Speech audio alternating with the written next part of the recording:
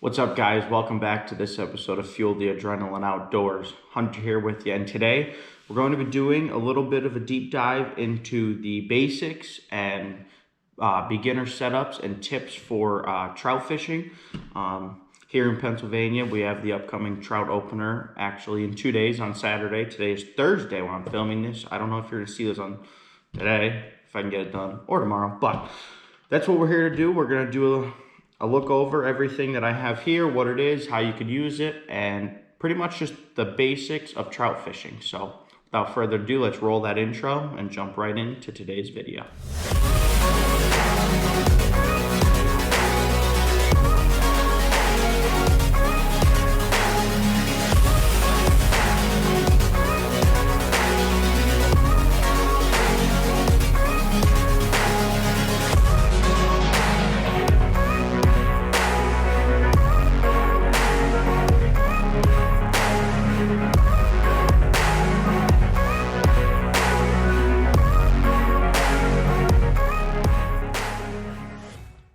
All right, guys, so the first thing I want to go over is kind of everything that I have here.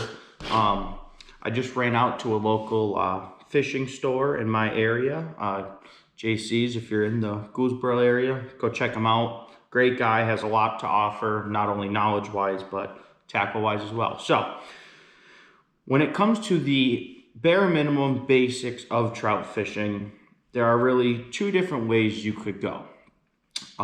The first being the spinners. Now, these are just basic spinners. I have two rooster tails here, two of my favorite colors and patterns to run. And then I also have this MEPS ultralight, just gold spinner. So, let's move this out of the way. Over here. And let's just talk about these spinners quick. So, when it comes to using spinners, they're truly probably the most versatile lure to use when it comes to targeting trout and even panfish and calicos, things like that. But we're focused on trout today. So the rooster tails, for the most part, are just your basic spinner. These ran me $3.89 a piece. This one is probably my favorite rooster tail. It is a perch color with the yellow feather pattern on the back there by the hook.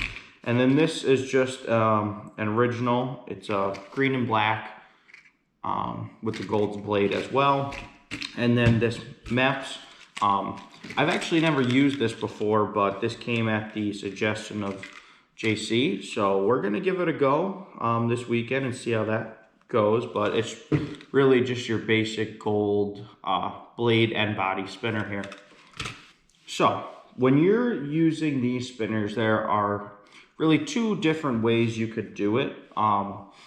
Mainly, I tend to use these in the bigger rivers or lakes, because when you get in tight creeks and smaller rivers, you know, it can be a little bit of a hassle. So I'd say for you beginners out there that are here watching this, if you're going to use a spinner, I would stick to probably, you know, the lakes and state parks. I know these work great at Tobyhanna State Park here in my local area. So if you're from this area and you're looking to go out and catch some trout this weekend, I would highly recommend going with just a basic spinner and heading up to Tobyhanna State Park.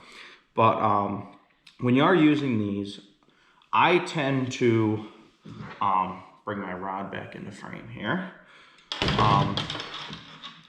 I will tie these off on my line. So, you know, you just use your basic knot, and, you know, you would tie it onto the base of your line. And then I will normally run just one smaller split shot sinker. I have these here, probably about a foot or so above your spinner once it's tied on.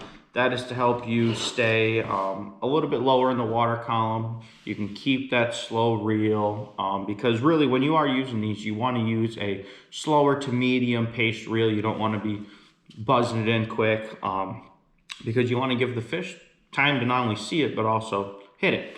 So when it comes to spinners, that's my basic tips would just be sticking to a rooster tail or a MEPS for beginners. They seem to be the best for your buck. And I recommend gold blades for this area here in northeastern Pennsylvania. They appear to work the best. And then when it comes to patterns, you can go with the all gold body like I have here, or some of the greens and blacks, or the perch colors. It's really preference, and you'll learn when you're, if you go out and you grab a couple different colors, start throwing them around, you'll see, okay, well, the fish here tend to like this perch pattern, but the fish at this other river, they like the all gold. I've learned that it does truly depend on the place that you are fishing. So that's pretty much all the basic tips that I have for the spinners. And now we're gonna jump over to a different tactic of trout fishing. All right, guys. So now we're going to turn our attention to the probably simplest way to go about beginner trout fishing, and that is just with a hook. I have a bobber here. I will only use the bobbers if I'm fishing a lake or a pond, more as just an indicator and to keep that bait at the depth that I want it in the lake or pond. But if you are going to be going out to a state park or a lake, I would definitely recommend for all beginners to just grab a bobber. They're nice, they're cheap. I think this was $1.50. But if you're going to be fishing in a river or a stream, this is my go-to method, and it's probably the first method that I ever learned because it really is just the bare basics of trout fishing, but I also believe it is the most effective, especially for rivers. And that is just going to be just with I use size 8 hooks. You could use size 10. I wouldn't go up to a 6. I would say a 10 or an 8 is perfect for what you're going to be wanting to use it for the trout. And then these are just number 3 little split shot sinkers. So I'm going to tie this on quick and show you how I set it up, and then we'll talk about what you could use on the hook as well.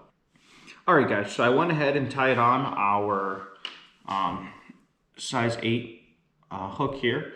And then I run just one split shot sinker, roughly about a foot or so, foot and a half above my hook.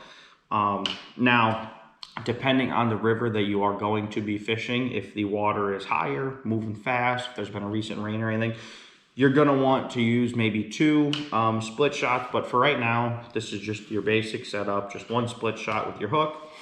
And when you're gonna be fishing, you're gonna be casting upstream, and you're gonna let your bait drift and bounce off the bottom, down the water column, down the river, and you'll be waiting for the fish to bite. I will normally keep one hand on my line down here, so you could feel that bite even quicker and better.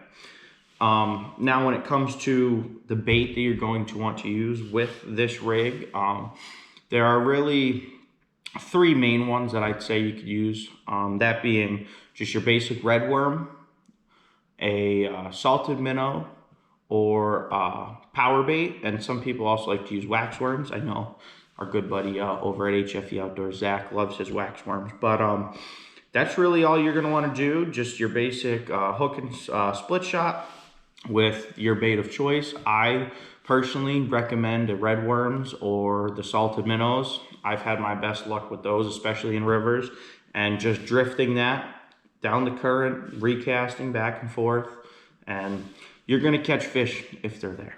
So now that we have this rod set up, I'm going to jump over to one more thing that I think is very important for all beginners to have.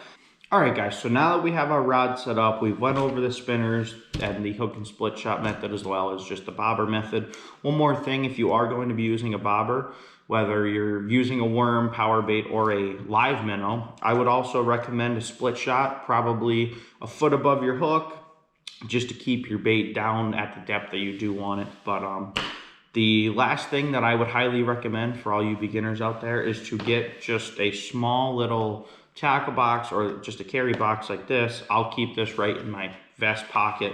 And that is because this allows you to keep everything that we have here nice and organized, neat. So if you break off or you want to change whatever style of fishing you are currently using to something else, all you got to do is just pull this right out of your vest, a backpack, a tackle box, whatever you may have, and everything's right here at your disposal. So I'm going to be putting all this in here, organizing it, and I'll show you the finished product and how easy it is to keep everything organized.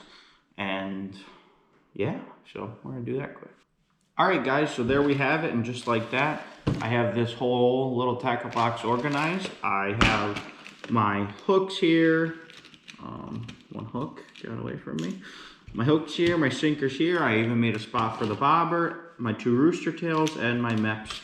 This way everything is separated and organized so I know where it is when I need it, and I can just carry this right in my vest pocket as I was saying, and it makes it super accessible, super easy to get to what I need when I need to. So that's gonna wrap us up here, guys. I hope you enjoyed. I hope you learned a little bit.